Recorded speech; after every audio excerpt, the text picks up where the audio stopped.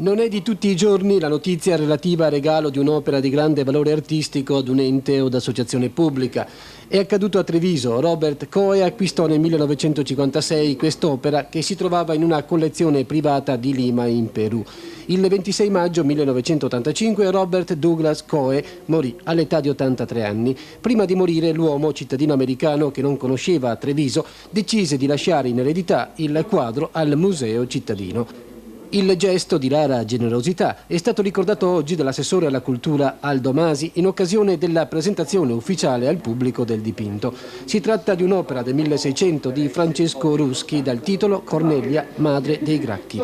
L'artista nacque a Roma intorno all'anno 1600 e si formò alla scuola dei grandi del suo tempo, i pittori caravaggeschi e i pittori barocchi come Pietro da Cortona ad esempio. Si trasferì quindi a Venezia e infine a Treviso, dove lavorò molto intensamente e dove infine morì nell'anno 1675. Forse è proprio questo particolare del luogo della morte che convinse il munifico proprietario americano a regalare il quadro alla nostra città, convinto che i trevigiani avrebbero saputo apprezzare l'opera e valorizzarla. Così infatti è stato. Il professor Masi ha ricordato come la Pinacoteca di Treviso avesse avuto inizio proprio un secolo fa, grazie ad un lascito. Oggi, a distanza di 100 anni, ha ricordato Masi, ci troviamo di fronte ad un nuovo lascito. È un buon segno.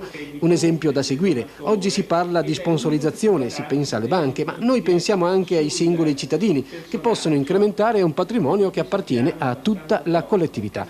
Infine, l'assessore Masi ha ricordato i tempi difficili che sta vivendo la cultura trevigiana e il mondo culturale in generale, scosso da un continuo chiacchierio, ha detto, ma non facciamo di tutte le erbe un fascio, ha ammonito l'uomo politico. Crediamo che la cultura trevigiana saprà superare anche questo difficile momento. Ci auguriamo che la realtà dei prossimi anni sia migliore di quella che stiamo vivendo oggi.